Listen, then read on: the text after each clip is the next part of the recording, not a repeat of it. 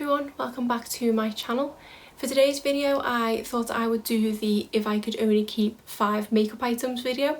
Please be sure to stay tuned to the end of the video and I will be announcing the winner of my recent birthday giveaway.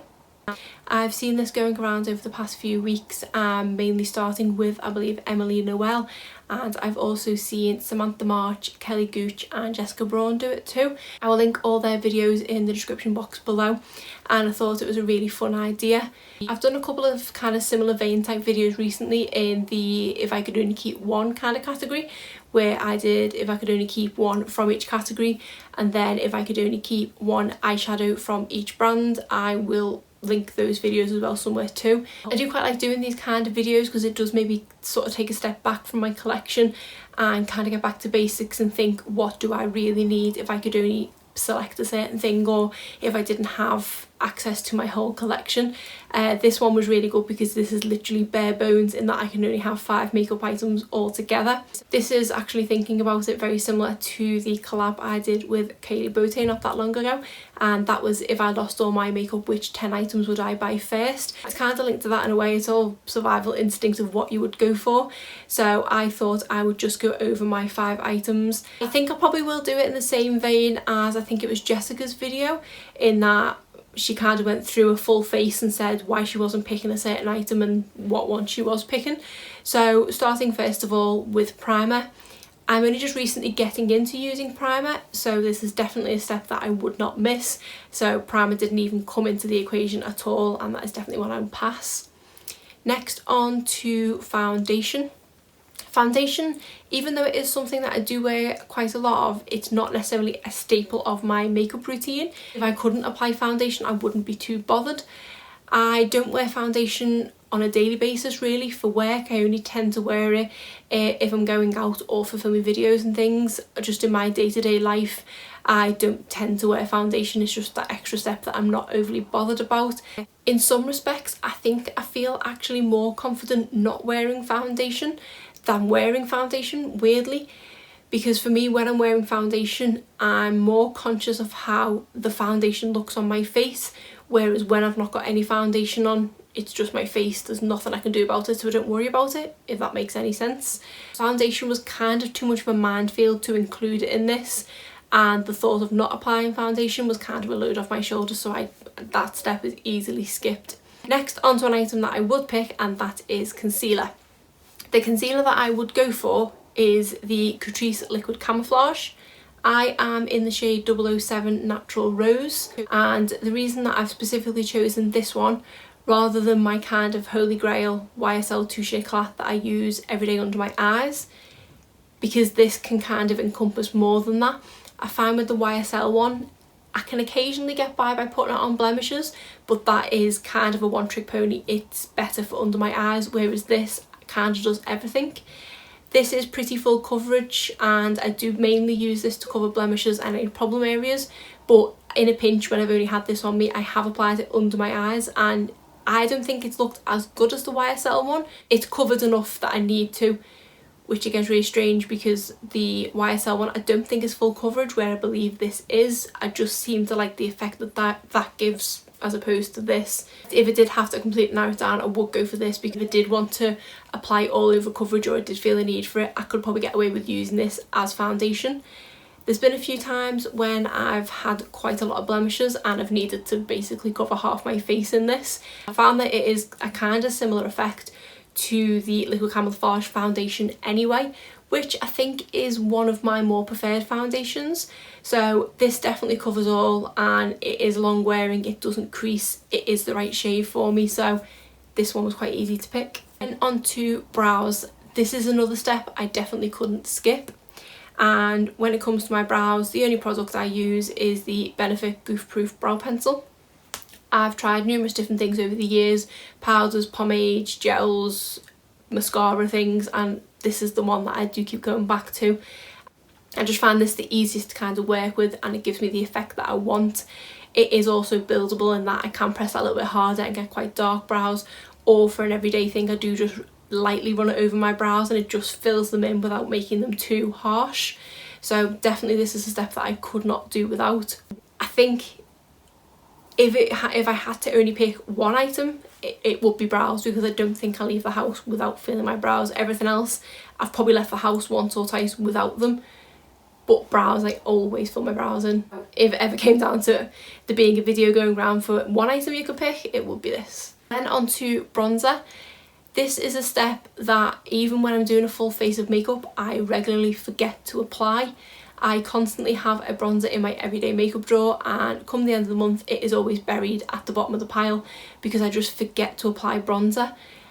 I think it's because of the fact I've now become more comfortable in my kind of natural paleness. I always like to have a little bit of a tan or a little bit of colour on my face, but now I'm just not that bothered. And in the summer I do have freckles, so I don't need any colour in that respect because the freckles kind of give me colour to my skin. So bronzer's definitely a step that I'm not bothered about.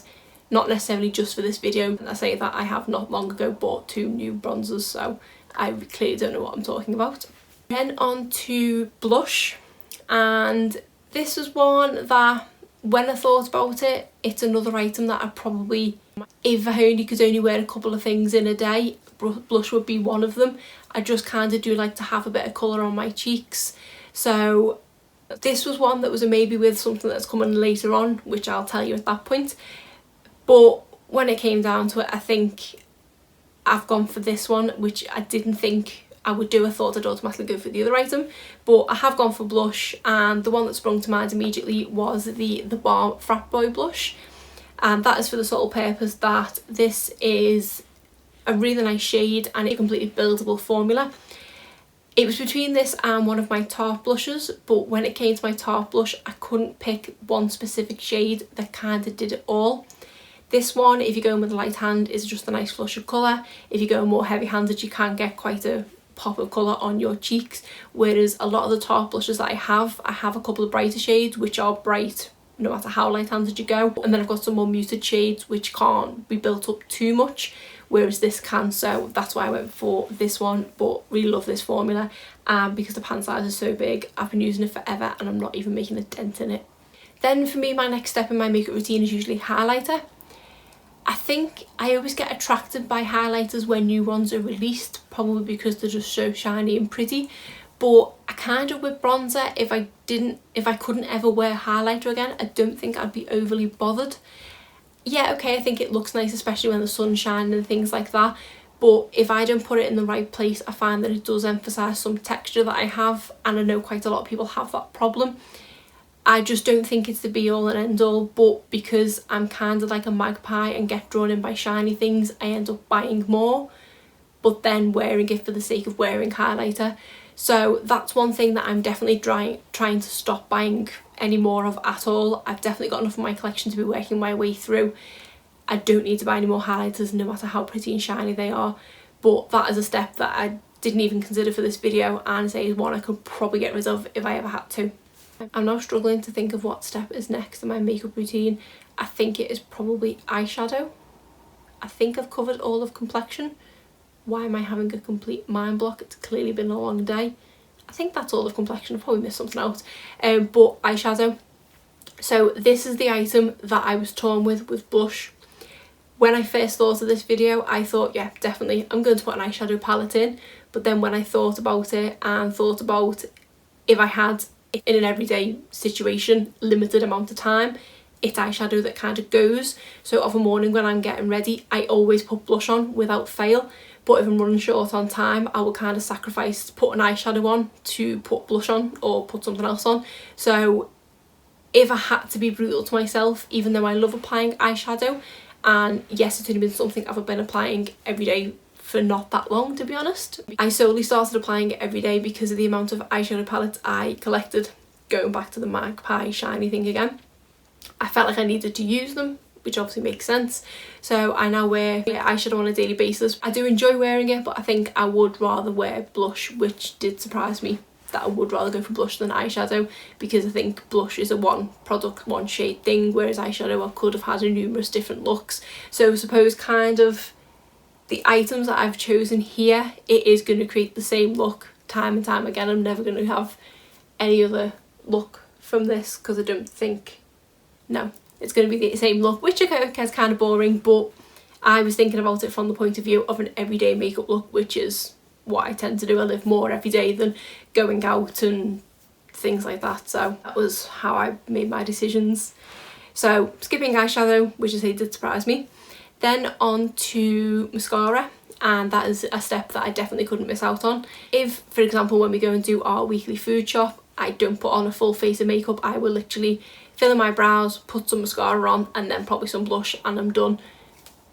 But definitely mascara is one of the things that I will put on, and it was quite hard to narrow down which one I was going to go for. I was kind of between two, one being the Benefit Bad Girl Bang and the next being the Essence Lash Princess. This is the one that I decided to go with mainly for affordability reasons. I probably like this and the Bad Girl Bang equally, even though they do give two different effects. This one's slightly more volumizing than the Bad Girl Bang. That to me just is length and curl. This is length, curl and with a bit of volume, so kind of ticks all the boxes. Less than £5 a tube. I definitely rate this, and this was one I had to go for. Then for eyeliner, this is another step that I do kind of forget to do. I do really like doing eyeliner, but I'm not very good at wings. I always completely mess one up, and it's always when I'm so happy with my eyeshadow that I mess up my eyeliner. So that's why I thought there was no point putting eyeliner in. It's definitely not something I wear every day. It's only something I wear when I'm going out, and even then not all the time. I just kind of judge it based on what eyeshadow look I've chosen. I just feel like eyeliner I could definitely skip. And then the final step in my makeup routine, and the final item that I would choose, is lipstick. I love wearing lipstick. My two obsessions of things to purchase is eyeshadow palettes and lipstick. I think I probably have more of a lipstick problem because it's cheaper to buy lipstick than eyeshadow palettes, especially the ones I kind of buy. I do tend to like more affordable lipsticks. I do have some high-end ones, but I do find it harder, weirdly, to justify a high-end lipstick than I do a high-end eyeshadow palette. So lipstick was definitely a no-brainer. For me, even though I had to pick one, which meant one formula and one shade, I feel like I can get such a versatility of looks with different lipsticks, and I love picking a lipstick of a morning. I do find it easier now I have my everyday makeup drawer that I do only have 5 to 6 to pick from, because my lipstick collection is quite large, and I was finding it intimidating of a morning, usually standing there for 10 minutes trying to pick a lipstick shade to go with my outfit. So now I've narrowed it down to only 5 or 6 each month. It is a bit easier to make my decision. Because for this video I could again look into my whole collection. This one did take a while to actually pick a lipstick. I had it narrowed down to about 5, and they were all very similar shades, so then I left it down to formula, and I went with the Wet n Wild Liquid Catsuit. This one is in the shade Rebel Rose, and the reason I've picked this is because if I ever am reaching into my collection as a whole and I'm struggling of a lipstick to pick, this is kind of my little safety net that I tend to go for. This is kind of, on me, a nice universal pink that goes with a lot of things. It goes with a lot of eye looks, and it goes with a lot of clothes as well. So that's the reason why I picked this. I was going to pick one that was maybe slightly darker, so it would be, in my opinion, for a night time as opposed to a day. But again, I'm doing things on the everyday, so that's why I went with this one. I really like the formula of these. They are really comfortable to wear. They aren't the longest lasting liquid lipstick, but they last a decent amount of time, and they do wear off nicely. They don't leave your lips crusty or anything like that. They do wear off quite nicely. Sometimes they can get a bit dry, but it's still not uncomfortable. So I definitely rate these and would happily purchase many more of these if I didn't have so many lipsticks in my collection.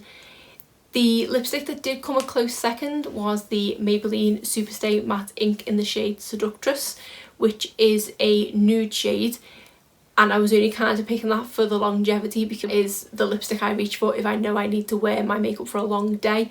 For example, I was at a wedding not that long ago, and that was the lipstick I took with me, and it lasted throughout the whole wedding day, the meal and into the night, and I didn't need to reapply it once. So that was the one that was close second, mainly for its longevity. I do like the shade as well, but for the formula, I just think this has kind of become a staple in my collection. I just reach for this an awful lot, and it is a kind of comfort zone lipstick, so that's why I chose this one. So these are the 5 items that I chose, I've gone for a fair mix of kind of high-end and affordable, which I'm quite happy with. Yes, okay, it does mean that I would be wearing the same makeup look day in, day out, but I could live with that if I could only have 5 items. These are definitely the ones I would have to pick. If I could have 6, I would have included an eyeshadow palette, but because it's only 5, I'm going to go with these ones. Just before I go, I just want to confirm the winner of my recent birthday giveaway. At the point that I'm filming this, I have emailed them, and by now they should have hopefully responded, so it can go up in this video. And just to confirm, the winner is... So congratulations to you, your prize will be on the way to you shortly. I will probably be doing a giveaway in the next couple of months. I'm thinking possibly doing one at the end of September, which kind of signifies the 2-year anniversary of my YouTube channel, so stay tuned for that. Now back to the rest of my video. So that's it for today's video. If you like it, please give it a thumbs up and subscribe if you're not already. Thanks.